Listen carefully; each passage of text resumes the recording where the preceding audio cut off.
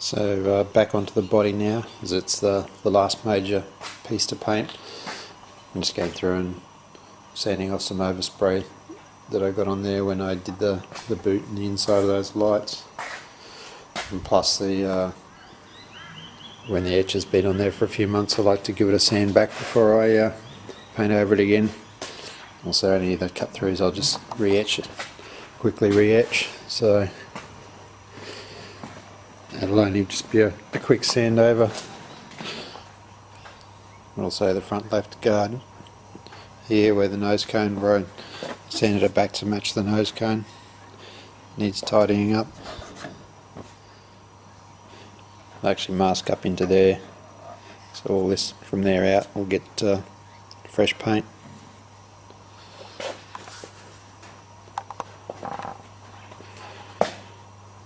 Just starting to mask it up now for the primer.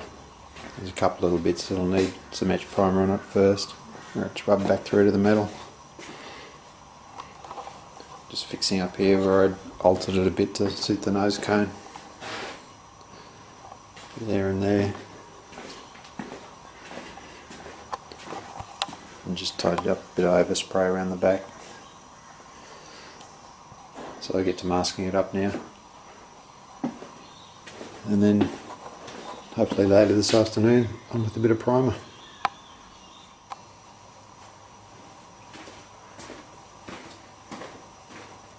Now because this engine bay is already painted, I've got to paint this up to this line here. What I've done is there's actually a join in the metal between this panel and that panel, which is going to be my masking line. But to just throw the undercoat on it, what I've done is just folded back the edge of the tape. That's essentially just folding that like that, so you got that sticky and that's not sticky on that side. So that way the undercoat won't go all the way under there, but it'll feather itself under there and you're not left with a hard edge. And the next thing to do is to give the plastic somewhere to stick to. Around here it's just easy enough to put the tape underneath the edge there, put it across the back, and I usually do this in a longer piece. You just sort of make up a piece of it's almost double-sided tape.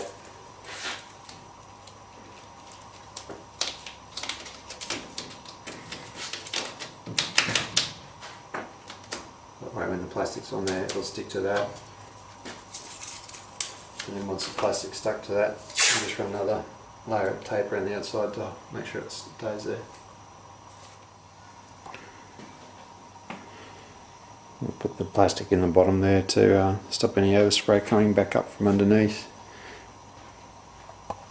It's all back masked now, so it's just a case of going around and just throw the plastic over it and cut the holes out. Masked up the light holes as well.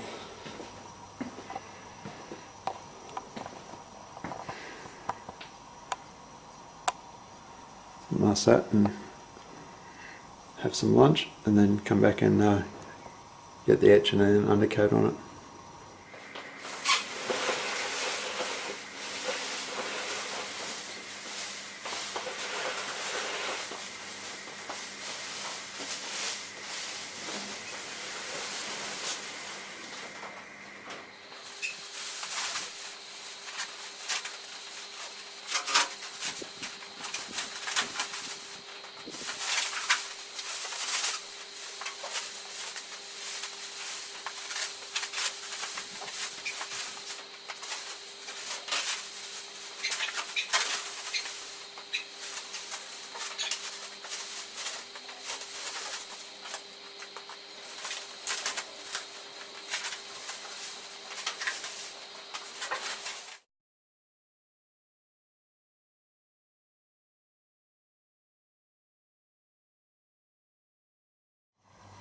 I'm getting stuck into the sanding back of the primer at the moment. Anywhere that I've cut through back to the bare metal, I've just put some more etch on it, using the using the long block and the short palm sander with 180 grit, hooked up to the vacuum as well so it doesn't make too much of a mess.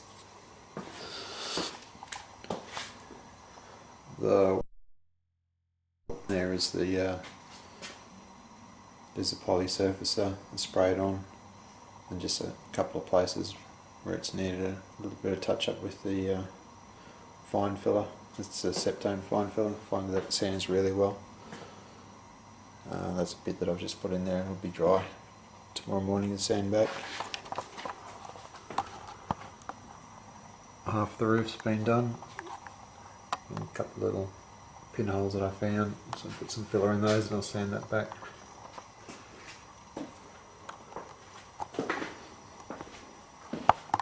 Started on the back. It's a little bit messy from where it was dinted in along there. Put some filler in there this afternoon. I'll sand that back in the morning as well. And just starting to get to work on this side now. So once it's all been sanded back, I'll prime it again. This time I'll just use a really thin primer just to seal it basically. That way I can sand it back with some 320 and then some 500, and then it'll be ready for paint. So I'm just about ready to push it back in the booth to give this side another coat of primer. The front guard's pretty easy, it'll just get a light coat on it. There's not much left to rehash on that. Likewise with the roof, it's come up pretty good. Just one little bit over there where I had to add a bit of extra filler to. So it'll get a fairly light coat as well, and probably just give it a once over. Another coat over that. This guard here is taking a little bit more effort to get straight, so I'll probably give it a couple of heavy coats of primer. Likewise with this back section here, it was a little bit rough to start with, so I get that primer on there now. Then it's pretty late in the afternoon, so it'll be tomorrow before I start to block that back. And in the meantime I can be working on this side as well. It still needs a lot of work. This guard I haven't really touched it yet, apart from putting a bit of fine filler in there. That guard's going to need a lot of work because it was the worst of pretty much the whole car really. And a little bit in here. The pillars have come up pretty good, they'll only need a fairly light coat of primer on there.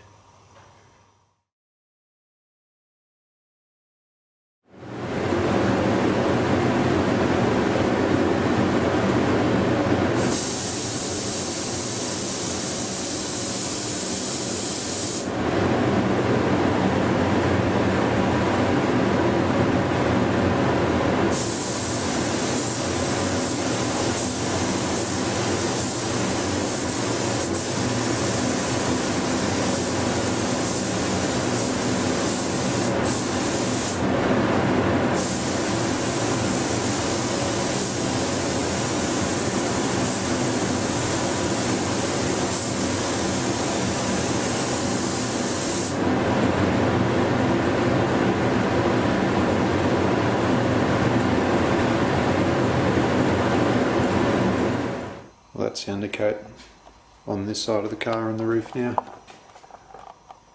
That's its second undercoat, so I know this one's flat underneath it now, so all I'll have to do is start with some 320 and then finish off with some 500.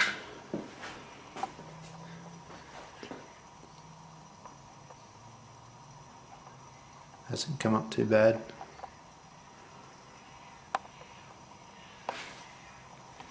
Across the back.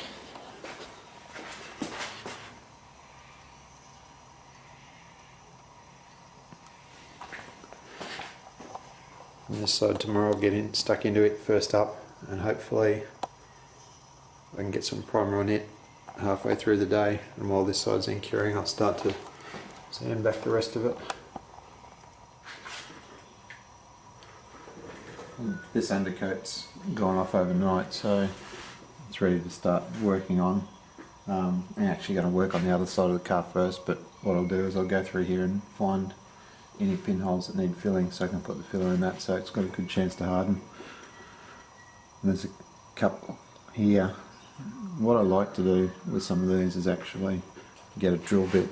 I've got a 3mm drill bit just in a small holder, and just drill the heads out of these slightly, because sometimes they're just the tip of a bubble, and it might be hard to see what I'm doing from that angle. I just basically put the drill over it and just give it a couple of turns. It also gives the filler a little bit more to bite into, and just use the fine filler on it, because sometimes you do this and the pinhole's actually at the top of a much larger hole. These three have been okay. There's a couple more along the side here that I'll do like that, and then put a touch of fine filler in it. This is all before I've started to sand this as well, so I just mixed up a small amount of fine filler to go in these holes. Just remember that the grey hasn't been sanded back yet, so it's still got a little way to be sanded down. Don't like going too overboard with this filler.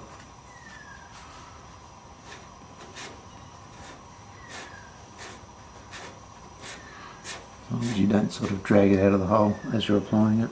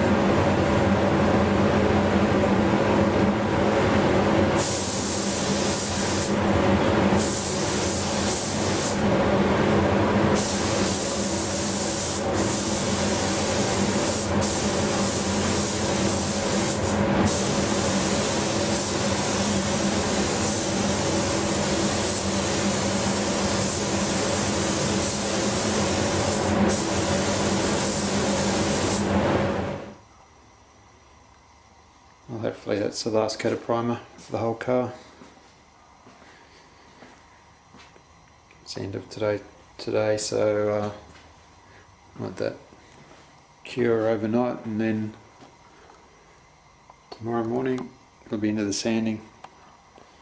Start off with some 320 and then go on to some 500. Probably use the DA sander for that.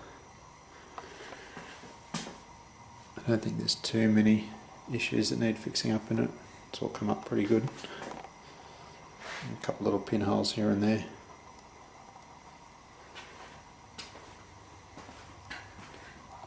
Well, that's enough for today. See you later. So that's all ready to go now for its final sand. I'm just throwing a bit of the powder guide coat on it just to help. Just a bit of this stuff here.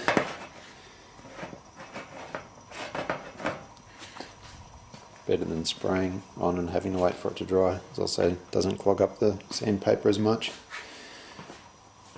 So you got the DA sander with the with the soft pad on it. 320 grit to start with.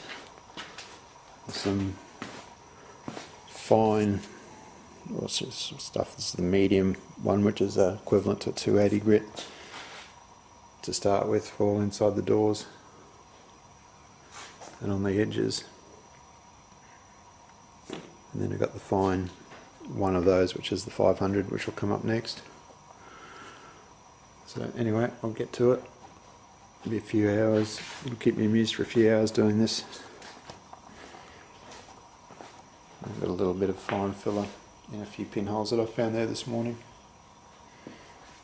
I'll probably block those ones back first with, might even do it with 180, maybe 320 and see how it goes.